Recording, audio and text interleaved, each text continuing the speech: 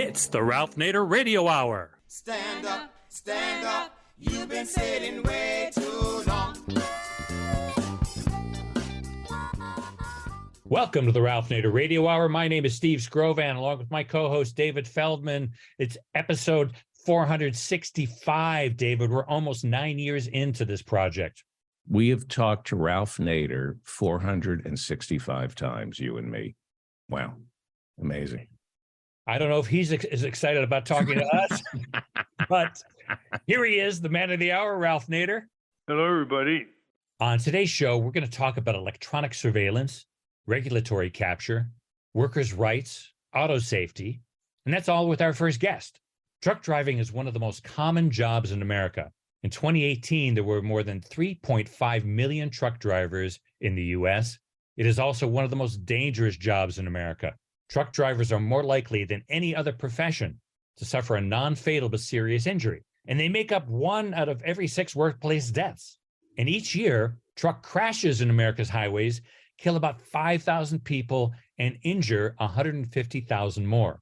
What makes trucking so dangerous? Most experts agree that the primary risk factor is fatigue. Even the most diligent driver can lose focus when they're sleep deprived. And when that driver is behind the wheel of a 50-ton truck for 20 hours straight, we've had federal regulations limiting truckers' work hours since the 1930s. But truckers and the firms that employ them have been economically incentivized to skirt the rules, even at the expense of both driver and public safety. In December 2017, the federal government turned to digital enforcement with a new requirement. All truckers must buy, install, and use electronic logging devices, or ELDs, digital systems that capture data about truckers' activities and enforce work limits. In her new book, Data Driven, Truckers, Technology, and the New Workplace Surveillance, sociologist Karen Levy unpacks the history, culture, and political economies of long-haul trucking. She documents the transition from pen and paper driving logs to electronic surveillance, the problems with rollout and enforcement, the side effects of worker surveillance, and whether or not ELDs are actually making trucking safer. Our second guest is taking on harmful technology a bit closer to home. Logan Lane is a high school senior and founder of the Luddite Club, a high school group that promotes a lifestyle of self-liberation from social media and technology. Now, we all rely on technology to connect us to friends and family, to access goods and services, to get our work done. Technology is a tool like any other. It's meant to help us do things. But what do we do when the tool is using us? Logan Lane and other Luddites are taking a more critical approach to technology, like smartphones and social media, and they're asking, does this actually serve me? And they're opting out of the tech and the habits that do them harm. For this interview, Claire Nader, author of You Are Your Own Best Teacher, is going to join us. As always, somewhere in the middle, we'll check in with our corporate crime reporter, Russell Mokhiber. But first, let's talk about how a regulation that was meant to make trucking safer has been turned into a tool of corporate surveillance. David? Karen Levy is an associate professor in the Department of Information Science at Cornell University, associate member of the faculty at Cornell Law School, and field faculty in sociology, science, and technology studies, media studies, and data science. Her new book is Data Driven, Truckers, Technology, and the New Workplace Surveillance. Welcome to the Ralph Nader Radio Hour, Karen Levy. Thank you so much for having me. Welcome indeed, Karen. People listening to this program better take it personally, because if you're on the highway and you have these monster trucks in and out and behind and in front, it behooves us all to make sure that their working conditions and their health and safety are intact and protected. Well, listeners, there are interesting facts that are rather horrific that I want to run through before we get into the surveillance, incredible surveillance of these truckers. One is that 1 out of every 6 workers killed on the job in the United States is a truck driver. 1 out of 6. Number 2, in 1980, truck drivers made roughly $110,000 in today's dollars. In contrast, in 2020, truckers' median annual earnings have stagnated at about $47,000 per year. A figure hasn't budged significantly for about 15 years, she writes. Just think, many workers who are making less than half that they made adjusted for inflation in 40 years. Not many. And to drive the point home, Karen has on page 21 a summary of their plight in terms of their own health and safety and styles of living. I want to read a paragraph. Quote, even beyond accidents, trucking is a physically and mentally grueling line of work in almost every conceivable way. Truckers have a very difficult time eating nutritiously at truck stops or getting regular exercise. They regularly face severe health consequences caused or exacerbated by living on the road, ranging from exhaustion to addiction, from chronic pain to repetitive stress injuries, from risky sexual behaviors to post-traumatic stress disorders after witnessing gruesome accidents. They suffer higher than average rates of diabetes, spinal problems, cardiovascular disease, hypertension, depression, and myriad other conditions.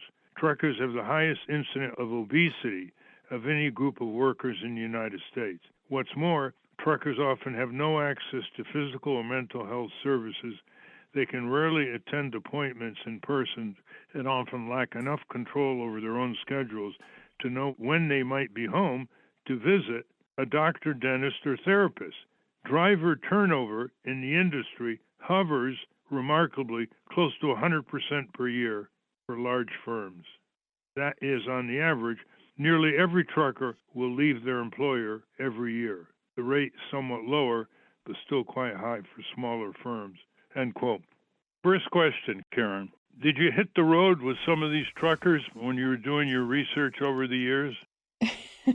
So I met hundreds of truckers. I never actually went on a long haul trip because of I had little kids and there were reasons for that. But I met a bunch of truckers in truck stops. I drove with them kind of in the yard. So I was in truck cabs with them at the companies that they worked for.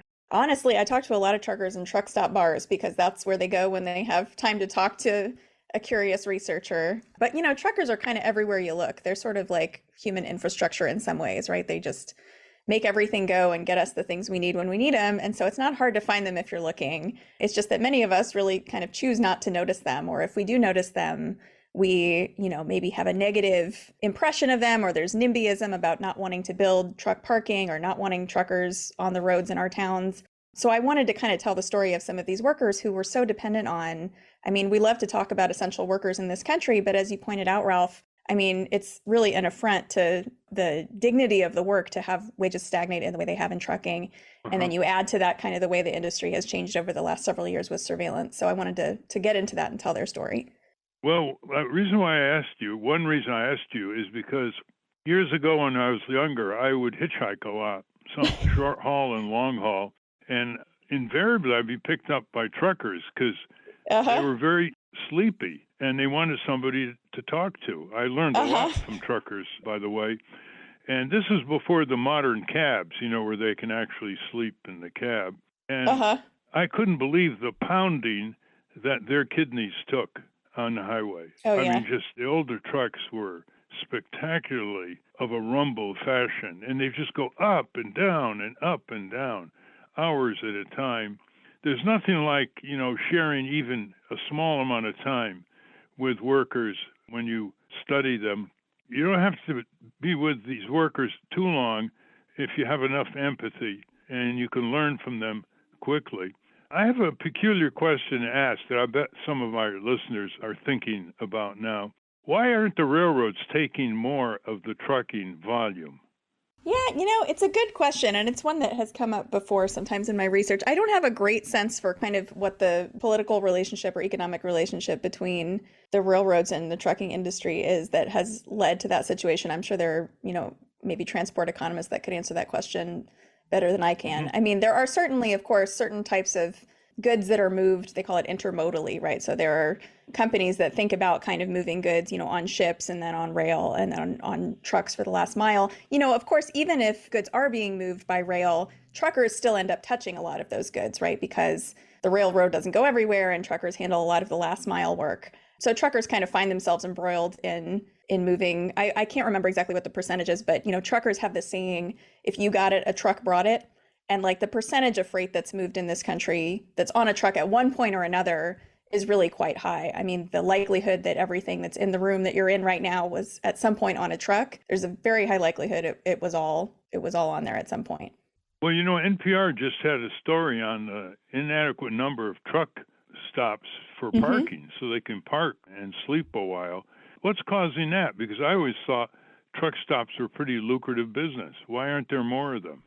Yeah, there's a lot of NIMBYism around truck stops, right? So a lot of people, I write in the book about how the public perception of truckers back in the 1950s, it was really quite high. People even talked about truckers as like the knights of the highway or the heroes on the highway, because, maybe this is like what you experienced when you hitchhiked with truckers, right? Truckers knew a lot about the road. They were good drivers. You could kind of count on them to help you out, in a pinch. And over time, in part because of the stagnation of wages in the industry and the perception that truck stops were kind of centers of, maybe trafficking or of sexual misconduct that people didn't want in their towns. I mean, a lot of this is just stereotypes, right? But the public perception of truckers declined at about the same time that wages for truckers declined, like from the 70s on into the 80s and 90s.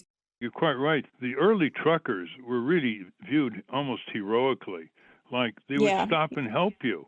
Yep. They would signal right if something was going on their shortwave radio. If you had one, you could get early alerts. And after deregulation, they began to be paid by the mile, which meant huge problems of fatigue. You have in your book some workers running these trucks 97 hours in 1 week, one of the workers, violating all kinds of Department of Transportation standards. The trucking lobby, the corporate trucking lobby, as you know, is very powerful in Washington, and they've blocked a lot of measures that could make truck drivers' lives better in all kinds of ways. But one of the power thrusts of these companies was to endanger passenger vehicles who, for a variety of weather reasons or what, when they had to brake and they went into the rear of one of these trucks, there wasn't a bumper guard the way they have to have in Europe, and the car would go under part of the rear of the truck and decapitate people in the car. Yeah. And I remember Senator Magnuson had hearings on this in the Senate Commerce Committee about 50 years ago, and the Teamsters Union supported the truckers. For some reason, they didn't want to delay when they unloaded at the dock by pulling back the protective bumper or whatever the reason was. But you had the corporations and the Teamsters opposing it. And to this day, there's just, if you look at the rear of these trucks, listeners, there's just the flimsiest type of barrier that doesn't do the job. So I think people would want to know how many of these truckers are independent businesses and how many are employed, and what's the difference in the way they're treated? Yeah, so by the numbers, about 90%, this is in 2019, about 90% of the companies that are registered as carriers with the Department of Transportation are small businesses, right? So and I think that designation is that they operate 6 or fewer trucks. And most of those, I think, or many of them are single owner operators, right? So I bought my own truck or I drive, with my brother or something like that. So by the numbers, there actually are quite a lot of small businesses, but it's a very concentrated industry. So by the market share, there really is a very high concentration of assets among very large carriers. The statistic is that 20% of the firms in the industry control about 80% of the assets in the industry. So it's both a landscape of small business and it's one of pretty intense market concentration. In terms of kind of how the industry differentially affects folks in large businesses and small businesses, and particularly how digital monitoring affects them. So all truckers are required to buy what are called electronic logging devices. That's been mandatory for truckers since 2017. The goal of that technology is to keep truckers from violating the federal regulations that cap how much they can drive, right? The idea is you don't want drivers driving 97 hours a week. You want them, driving less than what the law allows. The issue is that mandate has had really different effects on small carriers and large carriers. Everybody has to use those.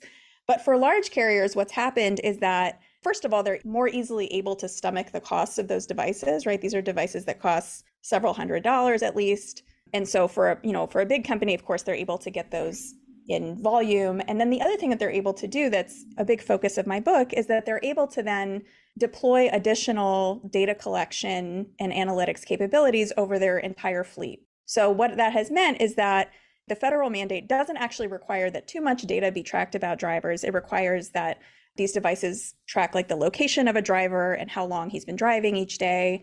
But what companies have done is they've kind of built onto that data collection capability the ability to look at like how much fuel a driver is using, or whether he's changing lanes without signaling, or how fast he's going at any time. And then they use that to construct a bunch of different analytics. A lot of drivers get scorecards that fleets put together for them that kind of rank them against their peers. And all of those analytic data are very helpful to those companies and help them try to be more efficient, or try to kind of eke extra productivity out of their workers. For small businesses, that data is not particularly useful, right? Because you already know where you are. You already know how fuel efficient you're being. So in addition to kind of disproportionately being better able to bear the cost, for large businesses, these devices also kind of give them a disproportionate economic benefit. What do you think the driving motivation is? They're creating a new category of labor serfs, these trucking companies. Your book goes into detail that can only be described as Orwellian. And that kind of surveillance is heading for more and more workplace categories. Yeah. Or they're already monitoring people who stay at home and work remotely, whether they take a break. I mean, they're down to how often people stretch and yawn. Now, you have a description in your book called electronic logging devices, ELDs. And tell us what ELDs are and the little section you have on the brute force destruction of them. Yeah, so the electronic logging device is this device that it's hardwired into the truck, and it keeps track of how long the trucker has been driving and where he is. It's a digital version of paper and pencil logbooks. So since the 1930s, truckers have been required to keep track of how long they drive every day, right, to ensure that they're compliant with federal regulations. But they've done this on paper and pencil little books that you can buy at any truck stop for a couple of dollars. And it's kind of an open secret in the industry that people weren't always telling the truth on these paper and pencil logbooks. And the reason for that wasn't that they, enjoyed breaking the law. It was that truckers are paid by the mile that they drive, as you pointed out, Ralph. And in order to make a living and to move goods at the rate at which we kind of all demand of them, truckers really needed to, move sometimes more than what was legally required. There are big structural reasons why truckers get delayed, sometimes for many hours at shippers and receivers. It's a phenomenon called detention time. That puts them well behind. So for a long time, they kind of would just adjust their logs to make it appear as though they were running legal, because this is what was required of them. So the DOT in 2017 mandated this digital technology, the electronic logging device, or ELD, that was meant to sort of make that more tamper-proof, right? Or meant to sort of automate this process of compliance with these timekeeping rules. The thing that you point out about kind of brute force destruction, I mean, you can imagine that truckers were not really excited about having to install these devices in their trucks. Many of them told me that they felt these devices treated them like children or like criminals. They evinced a lack of trust in them to kind of know when their bodies were too tired or to have autonomy over their work. And if you talk to truckers, I mean, many of them got into the industry, got into this occupation because they didn't want someone looking over their shoulder all the time. So it's really kind of hits at the core of who they think they are and the work they think they're doing. So, some of them I would say like, well, how would you push back against these devices? And some subset of drivers said like, well, we would just smash them, right? Like I talked to a few drivers who would just take a hammer to the device. Of course, this is not what most people are doing. But there were enough drivers I talked to that I mentioned in the book that this is one way of kind of showing what you think about the device. There were lots of other strategies people would use too, including many that were more covert or that were designed to kind of evade detection, but would get them a little extra driving time or something. But, drivers, I think, quite understandably, didn't see this as addressing the real problems in the industry, and they found it really an affront to kind of the way they've conceived of themselves as professionals and essential workers. Well, in your book, you talk about the Federal Motor Carrier Safety Administration. They're supposed to be monitoring some of these. What's your take on that? That's under the Department of Transportation under Secretary Pete Buttigieg, who has great presidential ambitions and got criticized recently for inadequate monitoring of Southwest Airlines in the holiday period. What's your take on that? I think FMCSA is, quite frankly, kind of solving the wrong problem. I think if the issue that underlies truckers exceeding their hours is fatigue, right? Like that's the reason truckers break the law. That's the reason truckers break DOT regulations. It's not because it's fun to do it or they think they're clearly not making any money. So it's a combination of, how low their wages are and the demands of the job, right? Like there's a lot of contingencies on the road. It's hard to plan your day. People need a little bit of flexibility in figuring out how to get from A to B safely.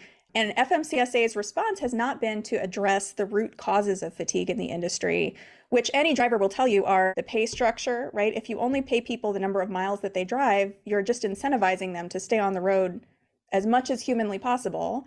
And then when you do things like you alluded to, Ralph, like you don't build parking for people to pull over and get rest when they need it. You don't address some of these core causes of fatigue, like detention time. What you're choosing to do is, instead of making this, kind of a job that people can stay in for a long period of time where they won't be incentivized to break the law, instead the approach has been sort of just to police harder, right? Or to surveil more when people are exceeding their hours. And so, I think honestly, under Buttigieg, I've started to see some interesting activity by FMCSA and DOT more broadly, where it seems like they're finally beginning to acknowledge that you can't build an essential industry based on like churning workers out, like spitting them out, right? Like you need to make this a job that people want to be in, can sustain being in for long periods of time, can feed their families doing, and can do it safely, right? So I think if they really are concerned about improving truckers' lives, like one obvious place to go, and there's pending legislation about this on the Hill right now, is potentially removing truckers' exemption from the Fair Labor Standards Act. So truckers currently can't get overtime because they're exempt from the FLSA. But that would be maybe an obvious way to start to address the fact that their wages have stagnated. And those would be the types of reforms that I think are needed, rather than, kind of slapping some technology on it and saying, now we've solved the problem. Well, the trucking lobby is considered one of the most powerful in Washington. We've been up against it over the years on the safety issues. They're very militant. They're connected with the U.S. Chamber of Commerce, and they try to compromise the Teamsters. The independent truckers, how are they dealing with the unionization issue? How do they communicate with each other in order to mobilize a solidarity? Or are they all sort of lone wolves? Yeah, I kind of think lone wolves is maybe the right way to think about it. I've talked to a lot of drivers. I think the unionization rate in trucking is like in the low single digits at this point. The Teamsters, as you mentioned, used to be quite powerful. We're one of the most powerful unions in the country, and their power has really diminished over time and since deregulation. And when I talk to drivers now about whether they see unionization as a way to address some of these problems, almost nobody kind of bit on that. I didn't get a sense that a lot of drivers wanted to be unionized. Some of them were quite vocal about not really trusting unions or wanting to avoid potential union jobs. And I think a lot of it boils down to this autonomy and independence that's really core to the culture of trucking. A lot of truckers do not want to be told what to do, right? And they have a lot of distrust of bureaucracy. They have a lot of distrust of anybody who's not behind the wheel of that truck telling them when they need to get somewhere. There's a lot of road knowledge, right? They want to be the captains of their ships. And I think some drivers that I've talked to, I think kind of view unions in the same way that they view the government, right? They kind of view it as potential overreach that might impede their autonomy. So I'm not waiting necessarily for the Teamsters or for any other union to be kind of the solution here. I think what's really needed is just more top-down regulatory reform. Do they have a communication system between them, the truckers, informal perhaps, where they can mount coordinated protests or demands? Yeah, there are definitely some ways that happens. I mean, truckers, as you mentioned, were kind of early users of CB radio and of other technologies for kind of connecting to one another. Truck stops are places where a lot of communication takes place. Of course, the internet obviously facilitates the formation of interest groups around a lot of issues. There have been some pretty high profile trucker protests, right, in Canada and the US over the last few years on related issues. So I think there is the prospect of that kind of unified political action, but it's a very large industry and a lot of people in it. I think it's a transient industry. People don't necessarily last that long in it. And a lot of folks, I think, just really want to do their work and go home, So I'm not as confident that all truckers, or that most truckers even, are kind of thinking in those terms.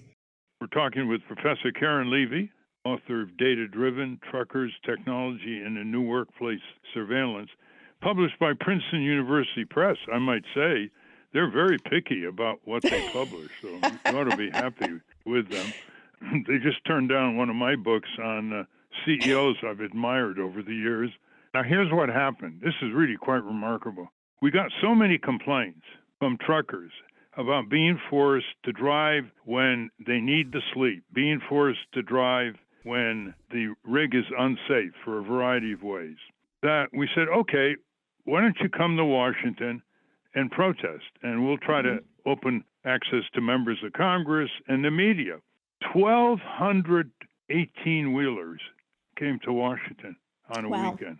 Wow. They completely encircled the Capitol and obviously took up a lot of parking spaces in order to protest. You don't see that kind of coordination. And that was before the internet. That was before email. I mean, are they so driven down in despair and desperation to pay their bills paycheck to paycheck, not organized, not really represented by their senators and representatives, not really represented by a strong Department of Transportation, not being protected by OSHA? Before we get to your really Orwellian chapter on cyborgs and so forth, how do you read this breaking, in a way, their will, even though they're still proud and don't want to be told what to do? You know, that's one way of exploiting workers, like coal miners. 400,000 of them have died from coal mine pneumoconiosis in the last 120 years. It's almost the number of U.S. soldiers killed in World War II. But they're proud of their role. You know, it's very, very courageous to go down in a mine, and they have solidarity, even though they're exploited terribly in terms of health and safety, retirement, care, etc. How do you read this diminishment without end? Yeah, it's an interesting question, and it's an interesting comparison to mine workers too. I mean, there are, I do want to be clear, like there are the Owner-Operator Independent Drivers Association, or OIDA, is not a union, but it's, you know, like a collective of especially owner-operator drivers, right, who are the folks who drive on their own. And they have been great, right? Like I've had a lot of really positive interactions with them. They also, I mean, in terms of communication, they have magazines and a radio show on satellite radio and newsletters every day. And they do a lot, I think, to kind of help facilitate. And then they also represent truckers legally, like they brought lawsuits that I talk about in the book related to electronic monitoring. So I think they are really fighting for truckers in Washington more so than probably any other organization that I've seen. And it's been great to see that. You know, I think the only other thing I'd say about it, you know, you make this point that there was this kind of built-in solidarity among the mine workers because they were all together in the mine. And it is hard to drum that up among folks who don't have coworkers in the same sense that a lot of us do, right? They don't necessarily go to the same place every day. They don't know the other folks necessarily who work for the same companies that they do. And, you know, the turnover rate, you know, you mentioned that the turnover rate is about 100% a year in some segments of the industry. That just means people are constantly either hopping in and out of the industry or hopping from job to job.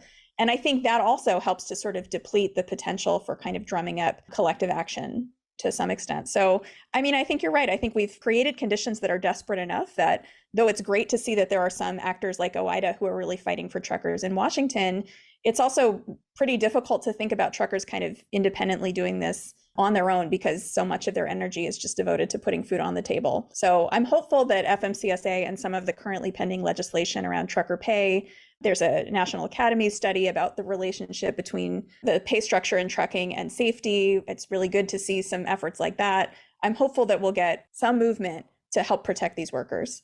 And a mother in Maine, as you know, lost her two children to a sleepy truck driver. They were in a car parked on the highway. I guess it had a flat tire, and a truck roared down and just took them into oblivion. And she started a group. I mean, the stakes are just unabashedly high. It's thousands of people a year that die in truck-related accidents, of which fatigue is like one of the primary drivers.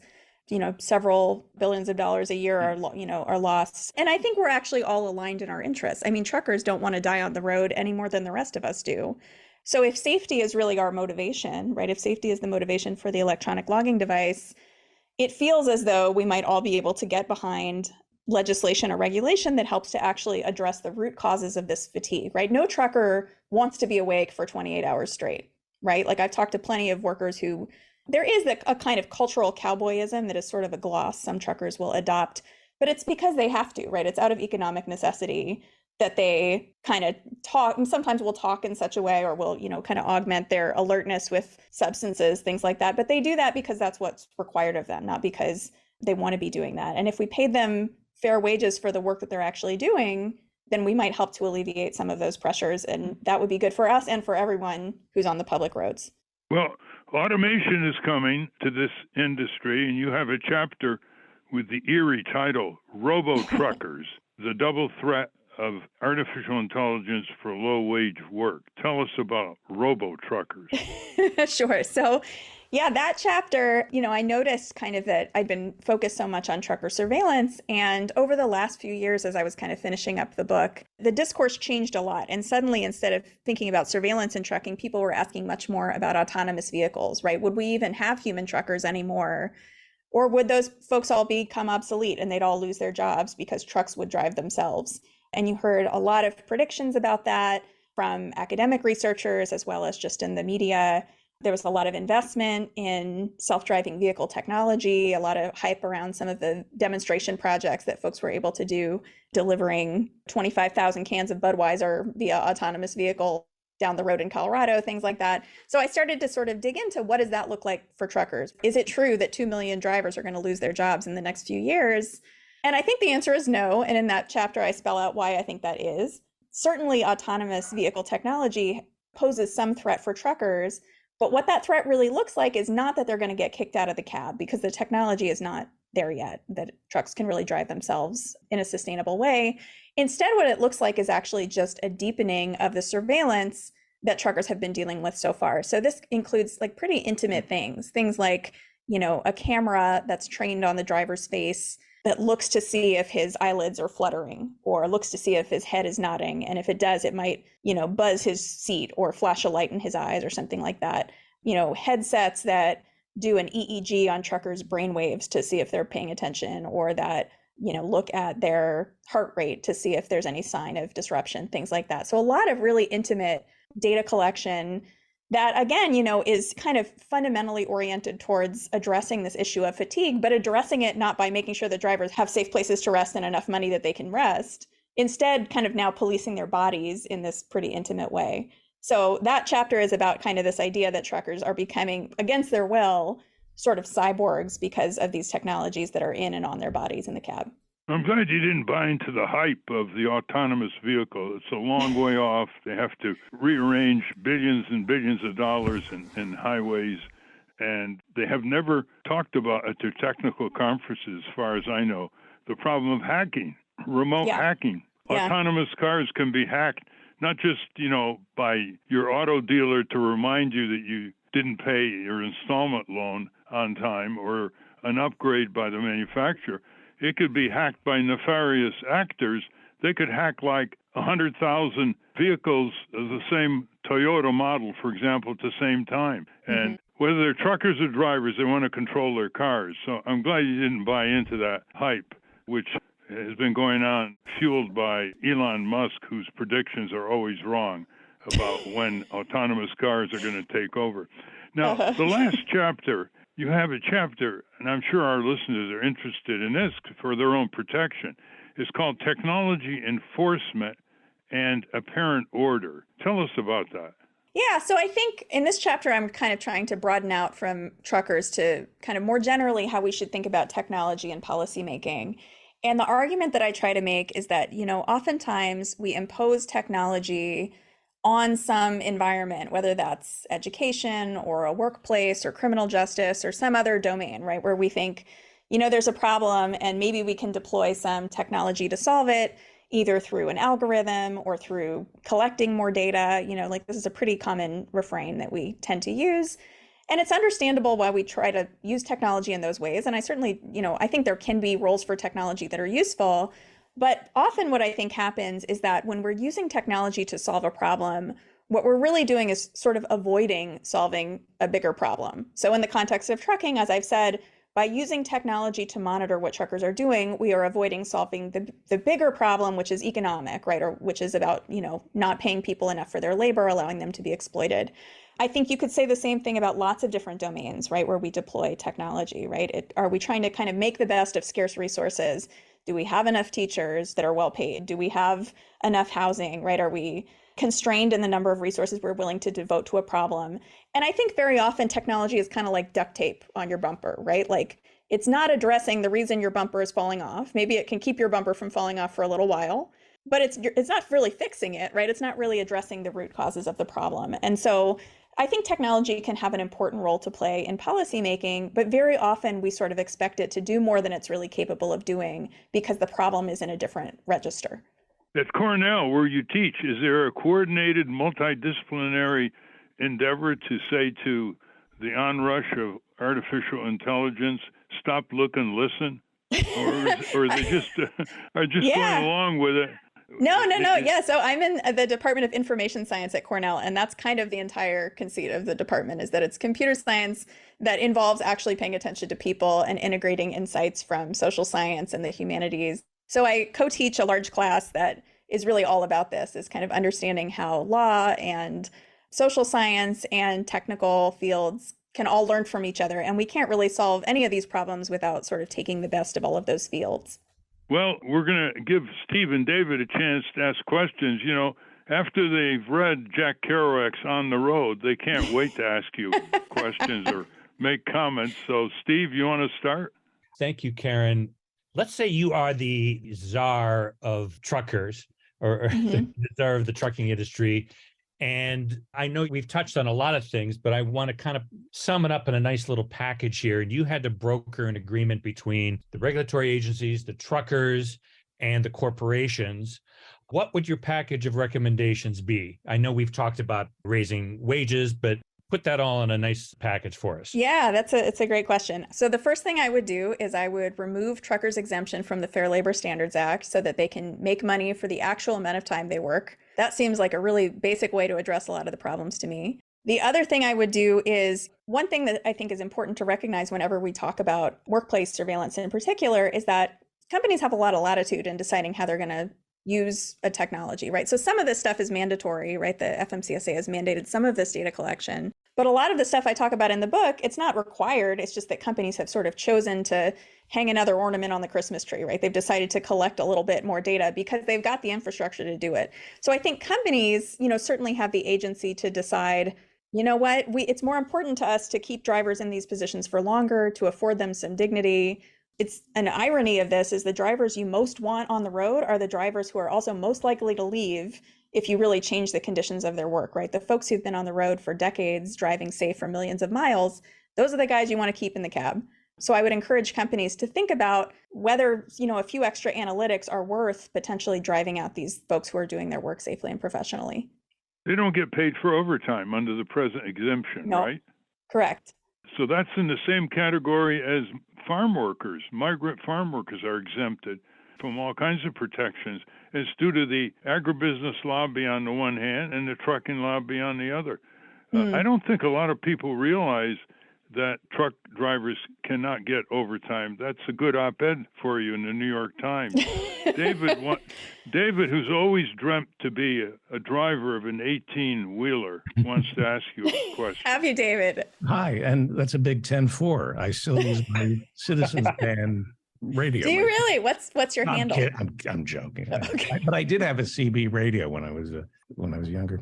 This is fascinating. We're almost a year away from when the Ambassador Bridge, that's that border crossing between the United States and Canada, it was shut down by Canadian truckers objecting to COVID restrictions. And it served as a reminder of just how powerful truckers are, especially unions. So I'm curious about the Teamsters. Ralph touched on it earlier. At one point, the Teamsters were deemed so corrupt they had to operate under a consent decree with the Justice Department.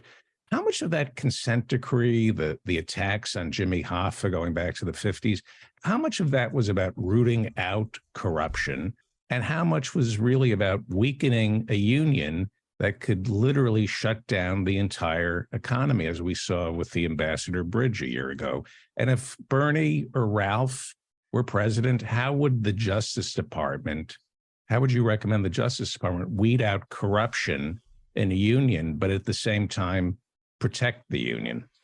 Wow, that is a great question that I have to admit goes well beyond my expertise because I'm not sure that I'm equipped to answer that question. You're certainly right that kind of the reverberations of Hoffa and of kind of the 60s and 70s Teamsters corruption, like those I think are still felt today. And a lot of that is, as I mentioned, the fact that somewhere in the low single digits, like the truckers are just not unionized and have developed this generalized distrust of unions. I think unions are really important. I feel like in a lot of other industries besides trucking, it's been really gratifying to see kind of a little bit of a renewal of union activity in a lot of workplace contexts, especially and including around issues related to workplace surveillance and automation. Delivery truck drivers have somewhat higher union presence. So like your UPS drivers, and sometimes their contracts involve looking at technologies kind of related to the ELD, other kinds of analytic technologies. So I do think there's hope for unions to have important force on some of these issues in other sectors or in other segments of trucking. But I struggle with how to find that happy balance in long haul trucking. I know I'm avoiding answering your question because I don't know the answer. That's okay. The cultural difference between the United States and France here is stunning. The French truckers shut down the country for their demands, and the vast majority of the French people support them, regardless of the inconvenience, because they know they're in the vanguard of trying to protect the safety net that covers all French workers. There isn't anywhere near that kind of solidarity here. Okay, well, we've been speaking with Professor Karen Levy of Cornell University. She's written this book called Data Driven: Truckers, Technology, and a New Workplace Surveillance. It could have another subtitle. It could be called What the Trucker's Surveillance Means to Your Health and Safety and Psychological Well-Being When You Travel on the Highway. So don't think of this is just about truckers. It's about what kind of environment you're going to have when you're driving your own car on America's highways. Thank you very much, Karen. Thank you, Ralph. It's been an honor to talk with you. We've been speaking with Karen Levy. We will link to her book, Data Driven, at ralphnaderradiohour.com. When we come back, we're going to talk to a high schooler who stopped using social media and is more connected than ever. And Claire Nader is going to join us. But before we do that, let's check in with our corporate crime reporter, Russell Mokhiber. From the National Press Building in Washington, D.C., this is your Corporate Crime Reporter Morning Minute for Friday, February 3, 2023. I'm Russell Mokhiber. Big Olaf Creamery has been ordered to pay $4 million to the estate of Mary Billman, a 79-year-old Illinois woman whose death has been linked to a listeria outbreak traced to the Florida-based ice cream maker. That's according to a report from NBC News. Included in Judge William Young's ruling is a $1 million punitive damage award. In the wrongful death suit brought by her estate, Billman was described as the matriarch of a large family, in addition to serving as the primary caretaker of her husband, who suffers from dementia. Billman had 3 children, 8 grandchildren, and 4 great-grandchildren. Billman's death was part of a multi-state listeria outbreak last year that affected at least 28 people. For the Corporate Crime Reporter, I'm Russell Mokhiber. Thank you, Russell. Welcome back to the Ralph Nader Radio Hour. I'm Steve Scrovan, along with David Feldman and Ralph. Ralph, you're going to love this next guest. She started a club to liberate her and her friends from oppressive social media and technology. They call themselves the Luddite Club. David? Logan Lane is a high school senior in Brooklyn and the founder of the Luddite Club. Welcome to the Ralph Nader Radio Hour, Logan Lane. Thank you for having me. Welcome indeed, Logan. We're going to have a fun time discussing what you're doing. You were one of the principals in starting something you called the Luddite Club. And just to tease our audience and give a flavor of how you're going about it, I'm going to read a couple of paragraphs from a major article about you all in the New York Times dated December 15th, which is about a month and a half ago. And it starts this way, quote, "On a brisk recent Sunday, a band of teenagers met on the steps at Central Library on Grand Army Plaza in Brooklyn to start the weekly meeting of the Luddite Club, a high school group that promotes a lifestyle of self-liberation from social media and technology. As a dozen teens headed into Prospect Park, they hid away their iPhones, or in the case of the most devout members, their flip phones, which some had decorated. They marched up a hill toward their usual spot, a dirt mound located far from the park's crowds. Among them was Odile Dexter Kaiser, a senior at Edward R. Morrow High School in Midwood, who trudged through leaves in Doc Martens and mismatched wool socks. Quote, "It's a little frowned on if someone doesn't show up," end quote, she said. Quote, "We're here every Sunday, rain or shine, even snow. We don't keep in touch with each other, so you have to show up," end quote. So tell us how this Luddite Club came to be and how many members you have and what you want to achieve. Yeah, so a couple years ago, during the pandemic, I got rid of my iPhone. I put it in a drawer, thinking it was going to be for a couple days. But then when those days passed, seeing like the benefits to my life, I really thought I was on something. I was like, my life is so much better this way. I started reading more, I started crafting, and just the hobbies that I had like been interested in before when I was online, I was much more able to do them and I had the time. And so through that, I got off social media as well. And I did not really meet anyone who was doing the same thing for a while. But I got back to school last fall. I was a junior in high school, and at a punk show in Prospect Park, I met the first fellow Luddite, and I was introduced through a friend who was on the cross country team, and she knew that I didn't have a phone at the time, and that this girl had a flip phone, and so she was like, "You guys would love each other." So we meet. Her name's Jameson, and immediately we hit it off. She was a freshman at the time, but was incredibly well read. Like she was into John Krakauer and Henry Miller, and we just talked into the night about these writers and about what it meant to be a sort of Luddite in today's society. Talk a lot about getting made fun of by other kids, and she also went to a really big high school, a different one, Brooklyn Tech, whereas I went to, and I still go to Edward R. Murrow. And so we parted ways at the end of the night, and I didn't see her for a couple weeks. It was almost as if I like regretted we weren't on social media and didn't have each other's contact. But randomly, a few weeks later, I was at the Central Library in Grand Army Plaza, and I was, just looking around, getting some books, and I run into her randomly as it was her home library. And we immediately are so excited to see each other, and we end up, just talking and walking through the park. The farmers market was open because it was a Saturday, and we got apple cider donuts and apples, and this kind of marked like our first Luddite Club meeting. And already right off the bat, like it was so amazing to have a fellow Luddite. I had felt so alone in this for a while and felt really alienated because I lost a lot of friends because I wasn't having my social media presence up. And so just, it was so great to have a friend. And we figured there was such a need for a regulated group that would meet every week. And, thus became the club. So we met that following Sunday and every Sunday afterwards. And every week, just more and more people would trickle in. Usually they were friends of ours who like saw the improvements to our lives and were like, wow, I really want to emulate that. So they started coming to clubs, they started reading more, and then, they got a flip phone or they got off social media. And so it's been a year now. We now have like 25 members. Not all of them come to every meeting, but there's like a sort of 9 or 10 that come to every meeting. What is it that you didn't like about social media, you and your friends? What? Spell it out for us.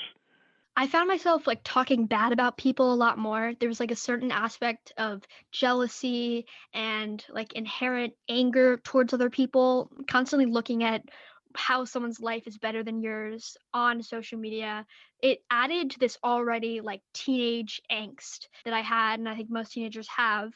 And it just elevated so much online so that I was seeing people that I didn't like and but I got like a sort of satisfaction out of viewing their lives, and it just created all this negative energy. And I found myself just blatantly like unhappy and spending my hours from a very young age at like 10 or 11 and onwards really devoted to this platform. Well, one of your friends is quoted in the Times saying, quote, "When I got my flip phone, things instantly changed. I started using my brain. It made me observe myself as a person," end quote. So is this spreading to other high schools in Brooklyn or elsewhere? Yeah, definitely. So me, I come from Edward R. Murrow, but already Jameson is from Brooklyn Tech. We have people coming from Manhattan at Beacon and Essex Street Academy. And so I think we have a total of like 5 schools involved right now, and hopefully more will come. What do you think if Facebook, Instagram, and TikTok would think about what you're doing? You think they'd like what you're doing, or what's your view on them? I do not think that they like what we're doing. Like, I mean, we're pretty blatantly against them and see like the way their algorithms kind of work towards keeping us teens and us phone users plugged in. And I don't know, I've just noticed, particularly on TikTok, I've noticed a progression of the algorithms making it just so much more detailed to what you want to consume. And like they have to be collecting some level of data that I'm sure most people would not be comfortable with. And so, as a club, I feel we're kind of exposing that. And I definitely don't think these platforms are fond of that. And what about the parents of your club members? I mean, they can't keep tabs on you every minute because you don't have an iPhone. What are they saying? So a lot of people in the club face difficulty first with their parents allowing them to make the jump and get a flip phone because you can't track your kid's location anymore. Already, like it's going to be harder to text you all the time. So that's definitely stood as a boundary. But I also think a lot of parents themselves are pretty addicted to technology and, they understand the addiction and ultimately don't want that for their kids. So even though there's been some restraint, like I think a lot of parents have really come around and they're ultimately really excited about their kid being part of such a club. What impressed some of us who read the New York Times article was that you're real readers. You hold real books in your hands, like Dostoevsky's Crime and Punishment and On the Road and other books. Tell us about your book reading improvements.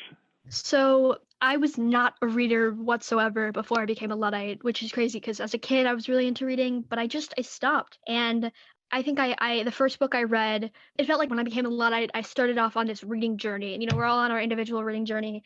I saw mine starting with Anais Nin's collages, and it was amazing. And it was something I didn't think I could have like interacted with so much and been so passionate about if I had been on the phone. And then from then onwards, I started doing this reading challenge. And so every year I would set a goal. So my first year I read 50 books, the second year 95 books. I got really into Steinbeck and Dostoevsky and Kerouac, and I became like it felt like the friends that I had lost on social media, I picked up those friends and the authors that I was reading. And like even now, I some books I just don't have physically, and so I have to read them on my Kindle or my e-reader, and it is not the same. Like I'll read before I go to sleep, and genuinely I have so much more trouble going to sleep because of the like blue light I'm getting from the pages. And there's just nothing equivalent to like a good book. Reading online really isn't reading. Well, you must know there are a lot of studies saying that the rate of teenage depression has increased considerably with the use of the iPhone, 5, 6, 7 hours a day. It's sort of like an addiction, and these companies love it because the more they can keep you on the iPhone, the more exposed you are to all kinds of advertisements and the more personal information you give them so they can take your privacies and sell them to other companies. We sent you Claire Nader's book, You Are Your Own Best Teacher. Did you get it? Yeah, I got it. Thank you guys so much. I got it in my English class and I'm so excited about it. I felt like I wish that was a book I had when I was a tween. Why, Logan? Yeah, well, I wasn't my own teacher back then. I very much my phone was my teacher. And I think it would have kind of opened my eyes a little bit sooner than they were opened if I had gotten my hands on a book like that then. And did you share it with your friends? Because it Yeah, I speaks did. directly to It tweens, really but it does. really could speak to teenagers as well. Definitely. Yeah, 50 topics. I did. And they said it really speaks to a lot of the club's philosophies.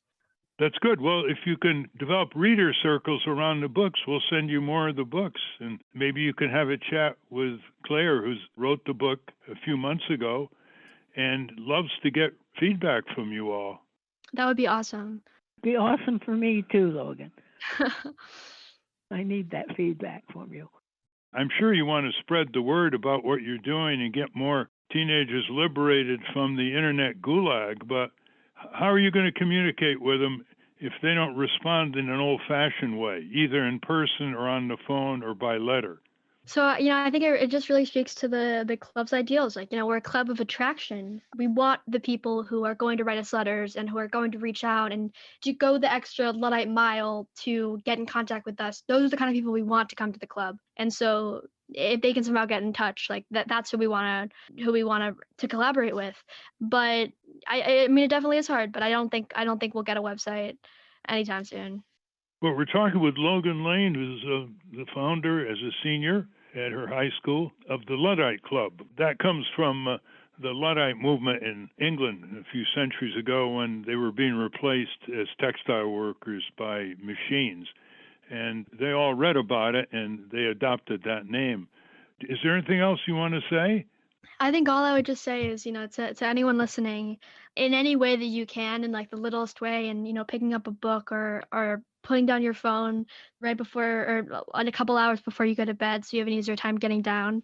In any way that you can to just try some level of disconnecting, however small that may be. And after trying that, I can only hope that you'll see some sort of positive benefit. If not, more power to you. Keep up the smartphone use, but I'll be surprised if people don't see the positive response. We've been speaking with Logan Lane, who started the Luddite Club. Logan, how would people reach you since they're not going to be able to reach you on the internet? They can reach me at my school address, so Logan Lane at 1600 Avenue L, Brooklyn, New York, 11230.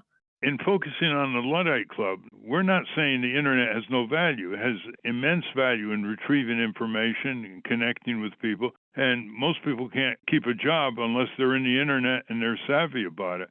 But there's such a thing as going too far and such a thing as the dark side of the media, which is what we're exploring today.